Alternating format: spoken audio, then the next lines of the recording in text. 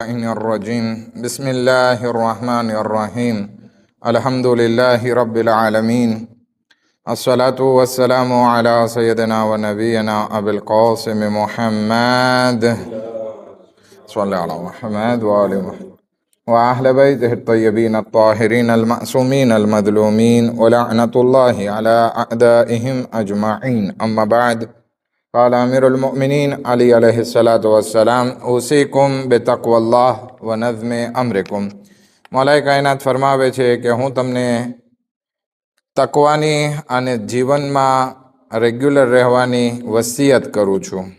આપણે નહેજુલ બલાગા પત્ર નંબર 31 ઉપર વાત કરી રહ્યા છીએ કે જેમાં ઇમામ અલી અલૈહિસ્સલામ પોતાના દીકરા ઇમામ હસન મુશ્તબા અલૈહિસ્સલાતુ વસ્સલામને ઘણી બધી વસિયતો કરે છે અને આપણે લગભગ આ વિષય ઉપર 15મી બેઠક છે, આપણી 15મો દર્સ અથવા 15મી મજલિસ આપણે વાત કરી રહ્યા છીએ. ખેર, આજે ઇમામ અલી અલૈહિસ્સલામના જે પેરાગ્રાફ વિશે વાત કરવા જઈ રહ્યા છીએ એ ઇકોનોમિક લાઈફસ્ટાઈલ ઉપર છે કે આપણી ઇકોનોમી લાઈફસ્ટાઈલ કેવી હોવી જોઈએ એના વિશે ઇમામ અલી અલૈહિસ્સલામ વાત કરે છે. આપણે એના ઉપર ડિટેલથી વાત કરવા જઈએ એ પહેલાં આપણે આ પત્રનો જે પેરાગ્રાફ છે એનો ત્રાદિક્ષ્યો એનો અનુવાદ આપણે વાંચી લઈએ. બિસ્મિલ્લાહિર રહમાનિર રહીમ. ઇમામ ફરમાવે છે, આય મારા દીકરા, જાણી લે કે પોતાને સૌથી બહેતર સમજવું એ સાચી સમજ અને હકની ખિલાફ છે અને તે અક્લની એક ગંભીર બીમારી સમાન છે. તારા જીવનનો આર્થિક ચરખો ચલાવવા માટે પૂરી તાકાત લગાવીને મહેનત કર અને માત્ર બીજા માટે માલ ભેગો કરનાર ખજાનચી કે ચોકીદાર ના બનીને રહેજે. એટલે કે જે કમાય છે તેને અલ્લાહના રસ્તે જરૂરતમંદો પાછળ ખર્ચ પણ કરજે અને જ્યારે અલ્લાહના ફઝલથી તને સાચો રસ્તો મળી જાય અને તારી મહેનત સફળ થાય ત્યારે તારા રબનો શુક્ર કરવાનું ભૂલતો નહીં અને તેની સામે પૂરી નમ્રતા અને આજીજી સાથે ઝૂકી જાજે. આ તો નહેજુલ બલાગાના પત્રનો એક ભાગ કે જેમાં ઇમામ અલી અલૈહિસ્સલામ લગભગ 4 વસ્તુ તરફ ઇશારો કરે છે કે જેમાં પહેલી વસ્તુ ઇમામ અલી અલૈહિસ્સલામ ફરમાવે છે કે તારે ઘમંડથી બચવું જોઈએ. હવે વઅલમ અન્નલ ઇજાબ જિદ્દુ સવાબ વ આફતુલ અલબાબ. તો પહેલી વસ્તુ જે છે ઇમામ અલી અલૈહિસ્સલામ પોતાના દીકરાને કહેવા ચાહે છે કે તું તારા જીવનમાં પોતાની જાતને બહુ સારો ના સમજજે. આપણે આદત હોય છે જરાક એવું કામ કરીએ, 2 રકાત નમાઝ વધારે પડી નાખી તો આપણને એમ થવા લાગે કે મારી જેવો કોઈ નમાઝ ગુજાર નથી. 2 લોકોને ઇફતાર કરાવી નાખ્યા તો કે મારી જેવો કોઈ સખી નથી. તો ઇમામ અલી અલૈહિસ્સલામ સૌથી મહત્વની વાત ઉપર કે ઇન્સાનની આ નબળાઈ હોય છે એના ઉપર મૂકે છે કે આમાં તું ધ્યાન રાખજે કે પોતાના વખાણ કરવાનું તું મૂકી દેજે, ઘમંડ ના કરજે કે હું જ કંઈક છું. હઝરત મૂસા અલૈહિસ્સલામથી પૂછવામાં આવ્યો કે તમે તો નબીએ ખુદા છો, તમને તો ખુદાએ કિતાબ આપી, તમે તો ઉલુલ અઝ્મ પૈગંબરમાંથી છો, તો તમે સૌથી વધારે ઇલ્મ રાખતા હશો ને? તો હઝરત મૂસા અલૈહિસ્સલામ કહે છે કે હા, મારો ઇલ્મ દુનિયામાં બધા કરતાં વધારે છે. પણ આપણે ગુજરાતીમાં એક કહેવત છે ને, શેરની માથે સવા શેર હોય જ તે. ખુદાવંદી આલમ વહી નાઝિલ કરે છે, આય મૂસા, તમે એમ માનો છો કે તમારા પાસે વધારે ઇલ્મ મેં તમને આપેલું છે? તો જાઓ, તમે હવે શીખવા જાઓ. કોના પાસે? તો કે મારો એક નબી છે ખિઝર, જનાબે ખિઝર પાસે મોકલે છે એને અને કહે છે કે એની શાગિર્દી ઇખ્તિયાર કરો. આટલો બધો વયાશ કરીને એની પાસે જાય છે અને એની કહે છે કે મને શીખવું છે. તો કે તું મારી સાથે ના રહી શક, કે તારો લેવલ જ નથી કે તું મારા દર્શમાં શિરકત કરી શકે. તો કે કેમ? તો કે હું જે કામ કરીશ તું મને કોન્ત્રે કરીશ. એક કામ કર, જો તારે મારી પાસે સાથે રહેવું હોય, શીખવું હોય, હું જે કંઈ કરું મને કોન્ત્રે નહીં કરવાનો. તો કે ઓકે. 3 જગ્યાએ કોન્ત્રે કરી નાખ્યું. આપણે એ વાત ઉપર નથી જતા, નહીંતર આપણો દર્શ રહી જશે. બરાબર છે? 3 જગ્યાએ બોલ્યા અને પછી હઝરતે જનાબે ખિઝર કહે છે કે તમે હવે છૂટા આપણે, અને બધી જે 3 વસ્તુ જે જનાબે ખિઝરે કરી હતી એ એને એક્સપ્લિકેશન આપી દે છે. એટલે કહેવાનો મકસદ એ કે આપણે એમ વિચાર કરીએ કે હું જ બહુ સારું કરું છું, તો એ ના હોવું જોઈએ. પોતાના વખાણ આપણે પોતે ના કરવા જોઈએ. ઘણા ઇન્સાનની આદત છે, હું આમ છું ને હું આમ છું, તો ઇમામ અલી અલૈહિસ સલામ ના પાડે છે. શું કામ ના પાડે છે ઇમામ અલી અલૈહિસ સલામ? કે ભાઈ ઇન્સાન છે પોતપોતાના વખાણ કરે એમાં શું વાંધો હોય? ના, વાંધો શું, પ્રોબ્લેમ શું છે કે આ વસ્તુ સચ્ચાઈની વિરુદ્ધ છે. તને એમ લાગે છે કે તું સૌથી સારો છો, પણ હકીકતમાં તારા આમાલ કબૂલ થયા છે કે નથી થયા એ ખબર નથી. તો આ હકીકતની વિરુદ્ધ છે. અને અકલમંદીની મોટી બીમારી છે. ઇન્સાનની અકલમંદીની સૌથી મોટી આફત અને બીમારી અગર હોય ને, તો એ પોતાની જાતને કંઈક લેખવા માંડે છે. જ્યારે ઇન્સાન પોતાની જાતને કાંઈ લેખે નહીં, ત્યારે સમજી લેવું કે આની અક્લ બરાબર છે. પણ કોઈ ઇન્સાન હોય એ પોતપોતાના વખાણ કરતો હોય, તો આપણે સમજી લેવાનું કે આની અક્લ બીમાર છે. અને આપણા સમાજમાં એવા ઘણા બધા મળી જશે. આપણે 4 જણા ભેગા થયા હોય ને વાતો કરતા હોય ને, તો એ માણસ પોતાના વખાણ કરવાનું શરૂ કરી નાખે છે. મને તો એ સરખાઈ જ ના આવે, હું નિયમ અનુસાર ચાલવા વાળો છું, હું મારા સિદ્ધાંત ઉપર ચાલવા વાળો છું, હું આમ કરું છું, હું તેમ કરું છું. પોતાના વખાણ કરવા લાગે છે. બાકી વખાણ ક્યાં કરવાના હોય? પોતાના વખાણ ક્યાં કરવાની રજા છે? ફક્ત મેદાને જંગમાં જ્યાં દુશ્મન હોય એની સામે પોતાને જરાક મોટો દેખાડવાનો હોય, તો ત્યાં રજસખાની કરે. આપણા ઇમામો પણ કરતા, આપણા શહોદાઓએ પણ કરેલી છે કે ઓળખો હું કોણ છું, મારું બધું કામ ખુદા માટે છે, મારો દીન ખુદા માટે છે. બરાબર છે? આ બધી વસ્તુ મેદાને જંગમાં બરાબર છે. પછી અથવા તો સામેવાળો માણસ આપણને જાણતો ના હોય ને, આપણે કંઈક સારી વસ્તુ એને શીખાડવી હોય, ત્યાં અગર જો આપણે થોડાક વખાણ આપણા કરી નાખ્યા, તો એ વાત બરાબર છે. ચોથા ઇમામ ઝૈનુલ આબિદીન અલૈહિ સલાતુ વસ્સલામ બહુ સરસ મજાની એક દુઆમાં ફરમાવે છે, અલ્લાહુમ્મા આઇઝ્ઝની ફી આયુનિન નાસ વ અઝિલ્લની ફી નફસી. કે મારા પરવરદિગાર, મને લોકો વચ્ચે ઇજ્જત અતા કર, પરંતુ જેમ લોકો સામે ઇજ્જત મારી વધે ને, તો એની સાથે હું મારી જાતને નબળો અને હલકો લેખવા લાગુ, એવી મને કંઈક તૌફીક આપ. બાકી ખુદાવંદી આલમે કંઈક આપણને મકામ આપ્યો અને આપણે કાગડાની જેમ ફૂલાઈ જઈએ અને આખા ગામમાં કાઉ કરવા લાગીએ, તો એ બરાબર કહેવાય નહીં. બરાબર છે? તો ઇમામ અલી અલૈહિ સલામ આ પહેલી વસ્તુ ફરમાવે છે કે મારા દીકરા, પોતાના વખાણ, ઓજબ અને ઘમંડથી પરહેઝ કરજે, કારણ કે એ હકીકતની વિરુદ્ધ છે. તું કાંઈ આટલો બધો હોશિયાર થઈ ગયો નથી કે તું પોતાની જાતને મોટો લેખવા લાગે. અને આ વસ્તુ અકલમંદીની બહુ મોટી આફત અને બીમારી છે. અને એક આલિમે દીન છે કે જેનું નામ મરહુમ મુગનિયા છે. આ મરહુમ મુગનિયા શું કહે છે કે આ ઓજબ અને પોતાના વખાણ કરવા એ એક નશા જેવી વસ્તુ છે. જેવી રીતે ઇન્સાન દારૂ પીને, શરાબ પી અને ટાઈટ થઈ જાય છે, પછી જેમ ભાવે એમ બોલે છે ને, એવી જ રીતે આ તકબ્બુરમાં ફસાયેલો ઇન્સાન છે. જ્યારે ઇન્સાનને તકબ્બુર ચડે ને, એટલે એ પોતાના વખાણ કરતો થઈ જાય છે અને આ નશો ઇન્સાનની જિંદગીમાં ઉતરે છે. હવે આ નશો ક્યારે ઉતરે? શરાબનો નશો તો ચાલો 8-10 કલાક ને 12 કલાકમાં ઉતરી જાય. ખાટી છાશ પીવરાવે અથવા લીંબુ પીવરાવે તો ઉતરી જાય. તમે કહેશો કે મને કેમ ખબર? ઘણાને જોયેલા છે કે નશો ઉતરાવવો હોય તો લીંબુ પીવરાવે, ખાટી વસ્તુ અથવા ખાટી છાશ ખવરાવે તો એનો નશો ઉતરે. તો એની બધી વસ્તુથી ઉતરી જાય. પણ આ ઇન્સાન જે ઘમંડી બને છે ને, એનો નશો ક્યારે ઉતરે છે ને ખબર નથી પડતી. ઘણી વખત એની મોત સુધી એની સાથે હોય છે. કુરાન અને હદીસમાં પણ આ ઘમંડ અને ઓજબ, પોતાના વખાણ કરવાની ઘણી બધી મનાઈ કરવામાં આવેલી છે. હા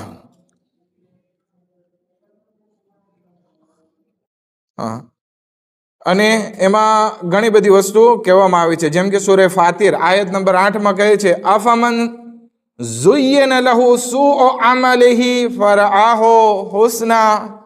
શું આ લોકો એમ ધારી લીધા છે, આ લોકોને સામે ખરાબ અમલને શોભિતું કરીને દેખાડવામાં આવે છે અને પછી આ લોકો એને બહુ સારું સમજવા લાગે છે. આપણને એમ થાય કે હું કંઈક છું, તો આ બધી વસ્તુ આપણા મગજનો વહેમ હોય છે. શૈતાન વસવસો કરીને જે ખરાબ વસ્તુ હોય એને આપણી સામે બહુ સારું કરી નાખે છે અને આપણે એને સારું સમજવા લાગીએ છીએ. પણ આપણે હકીકતને સમજવી જોઈએ કે હું કોણ છું. હું પહેલાં કાંઈ નહોતો, પછી કાંઈ નથી, તો પછી આ દુનિયામાં રહીને મારો વજૂદ માટીમાં મળી જવાનો છે, તો પછી હું શું એના ઉપર ફખર કરું.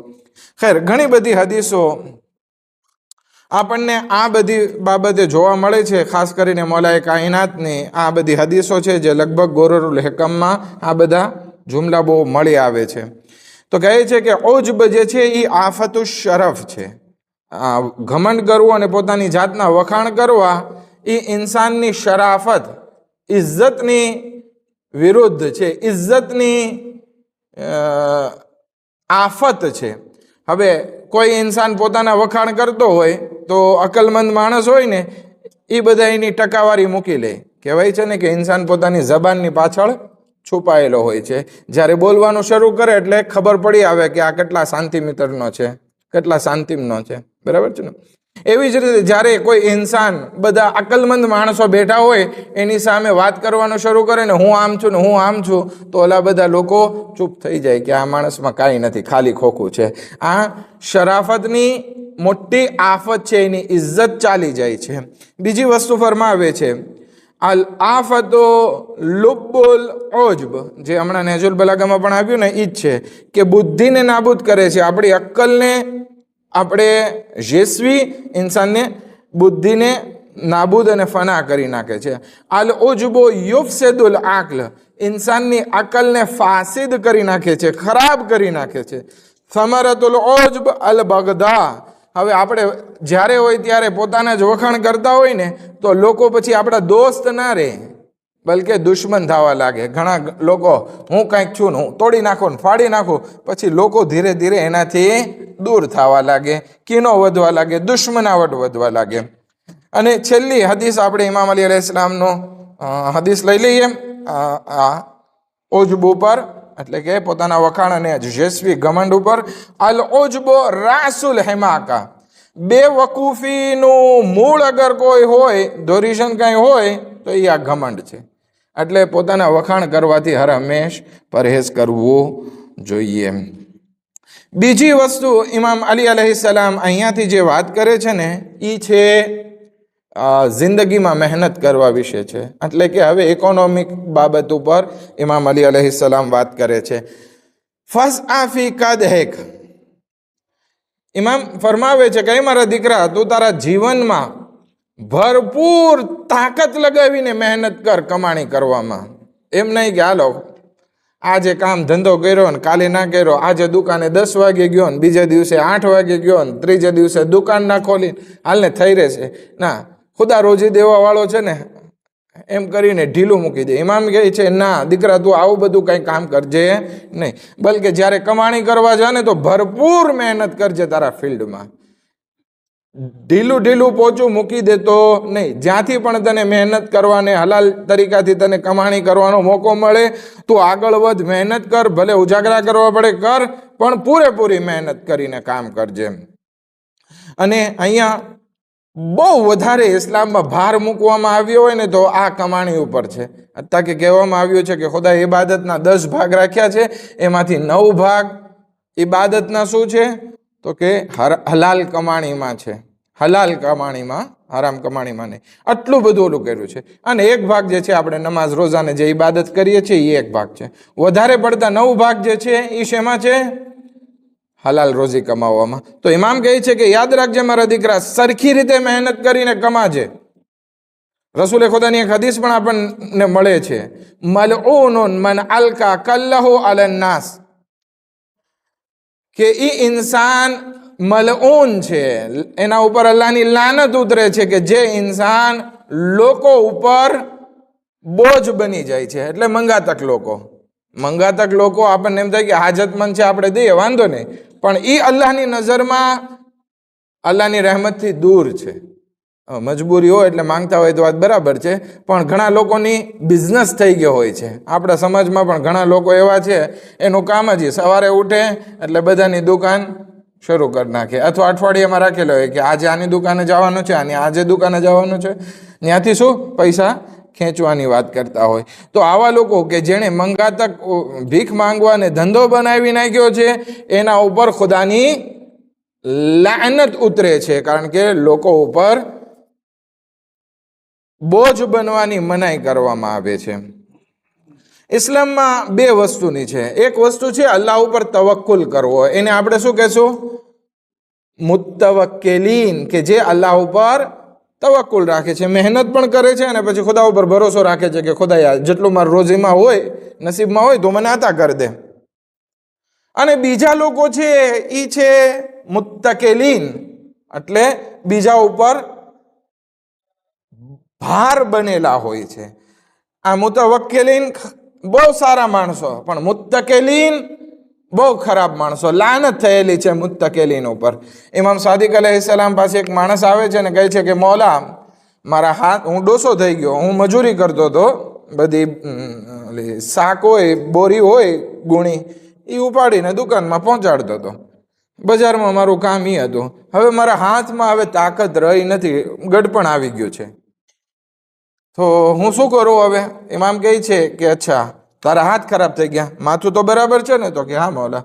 તો કે તું કોઈની, તારા દોસ્તારો હોય ને જે બધા તારી જેવું કામ કરતા હોય, એને કે તારા માથા ઉપર રાખે અને તું હજી કામ કરવાનું ચાલુ રાખ, કામ કરવાનું બંધ ના કર, કારણ કે તું જ્યારે કામ બંધ કરીશ એટલે તારે લોકો સામે હાથ ફેલાવવા પડશે, અને ઇસ્લામ એની રજા આપતો નથી.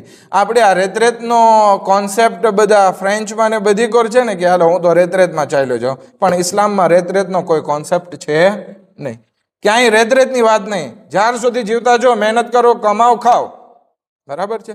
તો કે આટલું બધું છે, બધું વધારે હોય ને તોય મહેનત કરો, કમાઓ, ખાઓ, ભલે વધતું હોય. હવે વધારાનું શું કરવું છે એ હમણાં ઇમામ આગળ ફરમાવે છે. હવે ઇમામ અલી અલૈહિસ્સલામ એક વખત મસ્જિદમાં જાય, મશહૂર વાક્યો છે, જાય છે તો બધા બેઠા ઇબાદત કરતા હોય છે. ઇમામ પૂછે છે આ બધા કોણ છે? તો કે આ લોકો મુતવક્કિલીન છે, અલ્લાહ ઉપર ભરોસો કરવા વાળા છે. ઇબાદત કરે તો કે ખાવા પીવાનું, તો કે અમે દઈ દઈએ છીએ, અમારાથી થાય તો દઈએ છીએ, નહીં તરી લોકો ભૂખ્યા રહી જાય. તો કે આ લોકો મુતવક્કિલીન નથી, તવક્કુલ કરવા વાળા નથી, બલકે મુત્તકિલીન છે, લોકો ઉપર ભાર બનવા વાળા છે. લોકો ઉપર શું છે? ભાર બનવા વાળા છે. ઇમામ ચાબુક કાઢે છે ને કહે છે કે નીકળો બધા અહીંયાથી અને કમાઓ, ખાઓ, અત્યારે કઈ ઇબાદતનો સમય નથી, 10 વાગે કઈ, બરાબર? બધાને કાઢે છે. તો આ બહુ જરૂરી છે કે ઇન્સાન પોતાની જિંદગીમાં કમાય અને સારી કમાણી કરે અને પોતાનું ગુજરાન ચલાવે. પછી ઇમામ બહુ સરસ એવી મજાની વાત કરે છે. એની પહેલા એક વાત કહેતો જાઓ. ઓલા ખુદાવંદી આલમ કુરાન મજીદમાં એક આયત ફરમાવે છે, સૂરે બકરા આયત નંબર 197, 197મી આયત, તઝવ્વદુ, તમે ભાતું તૈયાર કરો. યમનથી અમુક લોકો હજ કરવા માટે આવ્યા. રસૂલે ખુદાની પહેલી હજ હતી, હજનું એલાન કર્યો એટલે આ લોકો આવ્યા. તો હવે આ લોકો આવ્યા તો કે આપણે અલ્લાહ ઉપર ભરોસો કરીએ, આપણે બધું સામાન ને બગાજ ને બધું લઈને નથી જવું, આમ નામ જાશું અલ્લાહની બારગામ. ખુદાના મહેમાન છીએ, ખુદા ખવડાવશે આપણને. દેખાવમાં કેટલી સારી એવી વસ્તુ લાગે કે આ લોકોને અલ્લાહ ઉપર એટલો ભરોસો છે ને કાંઈ ભાતું તૈયાર ના કર્યો ને આવી ગયા. ખુદાવંદી આલમ આયત નાઝિલ કરે છે, આ લોકોને કહી દો તઝવ્વદુ, તમે સામાન ઘરેથી લઈને આવો. એવો સામાન બધો જે ખાવા પીવા, કપડાં પહેરવા, બધી વસ્તુ, સવારી બવારી બધીની જરૂર હોય આ સફરમાં, બધું લઈને નીકળજો, આમનામ ના નીકળજો. અને એની સાથે ફઇન્ન ખૈર ઝાદિન તકવા, પરંતુ સૌથી બહેતરીન સામાન સફરનો શું છે? એ છે તકવા. તમે તમારી જિંદગીમાં તકવા પણ રાખજો, આ સફરનો સામાન પણ લ્યો અને તકવા પણ ઇખ્તિયાર કરો. ખુદાવંદી આલમ આ ચોખ્ખો હુકમ આપે છે કે બીજા ઉપર બોજ બનજો નહીં. આ બે વસ્તુ થઈ ગઈ આપણી આજના દર્શમાં. હવે ઇમામ અલી અલૈહિસ્સલામ ત્રીજી વસ્તુ બયાન ફરમાવે છે કે તમે ખજાનચી ના બનો. હવે એનો મતલબ એ નથી કે આક્ષિયામમાં ને તના જમાતમાં ખજાનચી ના બનવો. અહીંયા ખજાનચી જીવનમાં ખજાનચી બનવાની વાત છે. હવે ઇમામ અલી અલૈહિસ સલામ કહે છે પોતાના દીકરાને કે બહુ જાજી મહેનત કરે તારા ધંધામાં. હવે જાજી મહેનત કરે એટલે જાજા પૈસા મળે. હવે એ પૈસાને તું પકડીને એનો ખજાનાનો રખેવાળ ના બની જા.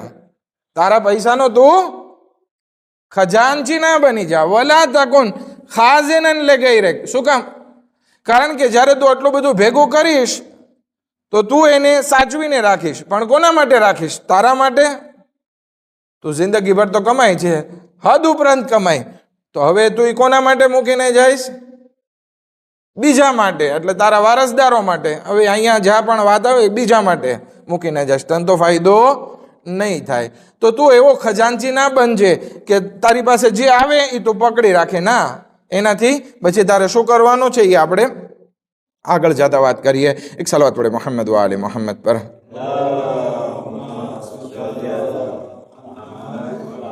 આ બધું છે તું માલ કમાય છે, તારી જરૂરત ઉપરાંતની વસ્તુ તારી પાસે છે, એનો ખજાનચી ના બંધ અને એને રાહે ખુદામાં ખર્ચ કર. કારણ કે તું બધું ભેગું કરીને તારા બાલ બચ્ચાઓ માટે મૂકીને જઈશ ને તો એ તારા માટે કયામતમાં પછતાવાનું કારણ બનશે. કેમ? તો કે તું જેટલું કમાણો એમાં તારે હિસાબ દેવો પડશે અલ્લાહની બારગામાં. ક્યાંથી કમાણો, કોની પાસેથી કમાણો, શું કમાણો, હલાલનું છે, હરામનું છે, આ બધો હિસાબ દેવો પડશે. હવે તું જે મૂકીને ગયો છે એ તારા બચ્ચાઓ માટે. હવે તારા બચ્ચાઓ અલ્લાહની બારગામાં અગર જો ખર્ચ કરી નાખે એ બધા પૈસાને, તો તું તારા બચ્ચાઓને તારા પૈસા તારી કમાણીથી જન્નતમાં જાતા જોઈશ. તને જવા નહીં મળે, તારે તો હિસાબ દેવાનો છે અને તારા બચ્ચાઓ લઈને દઈ દે છે. પણ અગર જો તારા બચ્ચાઓ તારા પૈસાને હરામ કામમાં ઉપયોગમાં લીધા તો પછી શું થશે? તું જાલિમને મદદ કરવાનું કારણ બન્યો. બરાબર છે? કોઈ માણસ એકબીજાને તમાચો મારતો હોય તો આપણે એને પૈસા દઈએ કે હજી એક તમાચો મારતો, આપણે શું થયા? જાલિમના કામમાં શરીક થયા. અહીંયા પણ એવું જ છે કે તું તારા બચ્ચાઓ માટે વારસો મૂકીને જા એટલો બધો, અને એ એશો આરામમાં એવી રીતે જિંદગી વિતાવે કે જે ખુદાને રસ્તાથી અલગ હોય, તો તે જાલિમને મદદ કરી તો એનો પણ તને અઝાબ ભોગવવો પડશે. માટે તું તારા બચ્ચાઓ માટે એટલું બધું મૂકીને ના જા કે એને મહેનત જ ના કરવી પડે. એક સાઉદીનો દુબઈનો બાદશાહ હતો, એને પૂછ્યું કે તમારી આટલી જાહો જલાલી, તમારા બાપ દાદો તો ઊંટ ઉપર જીવન પસાર કરતા હતા ને તમે અત્યારે સ્પેશિયલ અવિયોમાં પસાર કરે છે, તમારા દીકરા અય્યાશી કરે છે. તો કે વાટજો, અમુક દિવસો આવશે ને, એના દીકરાના દીકરા આવશે ને એટલે એ પાછા ઊંટ ઉપર આવી જશે. બહુ સમજવા જેવી વાત છે. તો કે કેવી રીતે, કેમ એમ કહો છો? તો કે હંમેશા મુસીબતમાં ઇન્સાન મહેનત કરીને આગળ વધે છે, પણ અય્યાશીમાં ઇન્સાન પોતાની ઔલાદને નબળી બનાવે છે. ઘણા એવા બિઝનેસમેનને જોયા છે કે જેની પાસે બેશુમાર દોલત, પરંતુ તેમ છતાં એના મા બાપ એના બચ્ચાઓ માટે બહુ લિમિટેડ ખર્ચા રાખે છે અને કહે છે કે તમારે અગર જો પૈસાથી ઉપયોગ કરવો છે તો જાઓ કમાઓ. બીજે જગ્યાએ નોકરી કરવા મોકલે છે કે જેથી ખબર પડે એ લોકોને કે કેમ કમાણી થાય છે. તો ઇમામ અલી અલૈહિસ્સલામ અહીંયા ફરમાવે છે કે તું બધું ભેગું કરી અને બધું બચ્ચાઓ માટે મૂકીને ના જા. હા, જરૂરત પૂરતું આપણે મૂકીને જાય કે કોઈની મોહતાજી, કોઈની સામે હાથ ના ફેલાવવો પડે, માંગાતક ના થવું પડે, એ બધી વસ્તુ બરાબર. પણ આટલો બધો ખજાનો મૂકીને ના જા કે તું તારી જિંદગીમાં ફાટલા તૂટલા કપડાં પહેરીને જિંદગી પસાર કરી, કંજૂસીમાં પસાર કરી, અને હવે તું રાહે ખુદામાં પણ ખર્ચ ના કર્યો ને બધું મૂકીને ગયો, તો તને એમાં હિસાબ પણ દેવો પડશે. અને યા તો તારા બચ્ચા જન્નતમાં જશે યા જહન્નમમાં જશે. જન્નતમાં જશે તો તને કાંઈ ફાયદો નહીં થાય, અને જહન્નમમાં જશે તો તને એનો અઝાબ ભોગવવો પડશે. હા, આ બહુ મહત્વનો નુક્તો હતો. એક સલાવત પડે મોહમ્મદ વ આલે મોહમ્મદ પર.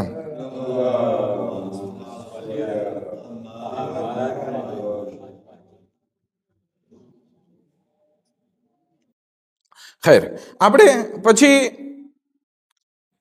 ચોથી વસ્તુની વિશે આપણે વાત કરીએ. આ બધી આપણે લગભગ વાત કરી નાખી. હવે ચોથી વસ્તુ ઇમામ અલી અલૈહિસ્સલામ બયાન ફરમાવે છે કે હવે જ્યારે ખુદાવંદી આલમે તારી હિદાયત કરી, તને સારો ધંધો આપ્યો, તું તારા મકસદમાં કામયાબ પણ થયો. કેમાં કામયાબ થયો?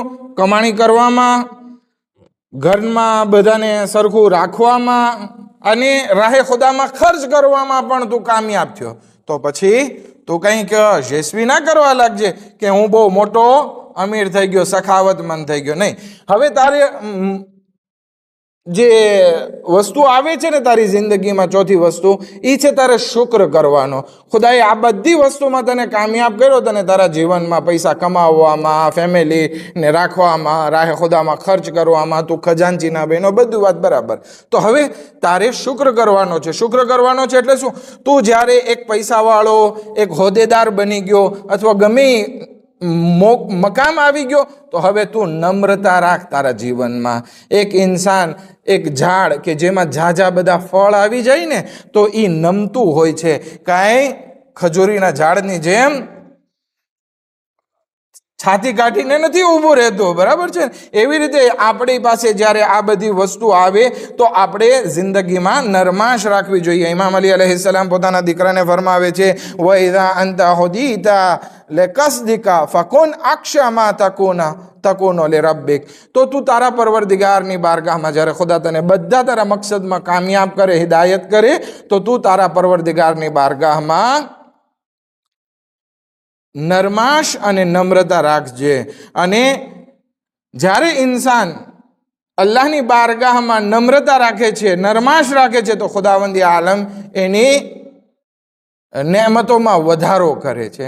પણ જ્યારે ઇન્સાન જેસવી કરવા લાગે છે ને, તો કારૂન જેવો કારૂન જેસવી કરવાના બદલે ક્યાં જમીનમાં ખૂંચી ગયો. કેટલાય લોકો હતા ગઈકાલે જે કહેતા હતા કે હું આજે કબ્રમાં ચાલ્યા ગયા. જનાબે બહલુલનો એક છેલ્લો વાક્યો લઈ લઈએ અને જહેમત તમામ. એક વખત જનાબે બહલુલ કબ્રસ્તાનમાં બેસીને કહેતા હતા, આ જુઠ્ઠો છે. કબ્રવાળાને કે આપણે તો કહેવામાં આવે છે ને કે ભાઈ મરહુમીનને સારા નામથી યાદ કરો, પણ જનાબે બહલુલ છે એ કહે છે આ જુઠ્ઠો છે, આ ખોટો બોલતો હતો, આ તો સાવ જ ખોટાડો. હવે ત્યાં ઓલા બધા ફાતીઓ પડવાની બધા આવ્યા હોય ને, એ કહે છે બહલુલ આ લોકોને તો હવે સુવા દે કબરમાં, આ લોકોને તું ખોટો કહે છે, મુર્દાઓને એની સાથે બાજવાનો. તો જનાબે બહલુલ કહે છે કે આ લોકો જ નહોતા જે ગઈકાલ સુધી કહેતા હતા આ ઘર મારું છે, આ બિલ્ડિંગ મારી છે, આ દુકાન મારી છે, આ સવારી મારી છે, આ ઔલાદ મારી છે, આ બધું મારું મારું કરતા હતા. અત્યારે ક્યાં છે એનું કાંઈ? એના કફનમાં ખીચોય નથી, એને નીચે ગાડલું પણ નાખવામાં નથી આવ્યો, કાંઈ ખાલી છે, આમનામ જમીન ઉપર સૂતેલા છે. તો આપણે ઘણી વખત આપણી પાસે જે વસ્તુ છે ને એ બધી વસ્તુને અલ્લાહની અમાનત માનીએ. ખુદાએ આપણને ઔલાદ આપી તો કે આ અલ્લાહની અમાનત છે, એને રાહે ખુદામાં ઉપયોગમાં લો, રાહે ખુદામાં ચલાવો. ઔરત ઘરવાળી આપી છે, અલ્હમ્દુલિલ્લાહ, તારો શુક્ર. આને પણ કોશિશ કરું કે એ હિદાયત ઉપર રહે અને જહન્નમની આગથી બચી જાય. ખુદાવંદી આલમ કુરાને મજીદમાં ચોખ્ખી વાત કરે છે, કુ અનફુસકુમ વ અહલીકુમ નારા, તમે પોતાની જાતને અને તમારી ઔલાદને જહન્નમની આગથી બચાવો. કેવી રીતે બચાવો? તો મહેનત કરવાની છે, ઘમંડ નથી કરવાનો, રાહે ખુદામાં ખર્ચ કરવાનું છે, એમાં કંજૂસી નથી કરવાની. અને જ્યારે આ બધી વસ્તુમાં આપણે કામયાબ થઈ જઈએ તો હંમેશા અલ્લાહનો શુક્ર કરતું રહેવાનું છે. આપણે ઇન્શાલ્લાહ આના પછીનો દર્સ પણ છે, તો ઇન્શાલ્લાહ એ પણ નહેજુલ બલાગા ઉપર છે. હમણાં હું મજલિસમાં ઇન્શાલ્લાહ એના ઉપર આગળ વાત કરીશ. વાખિર દાવાના અલ્હમ્દુલિલ્લાહિ રબ્બિલ આલમીન.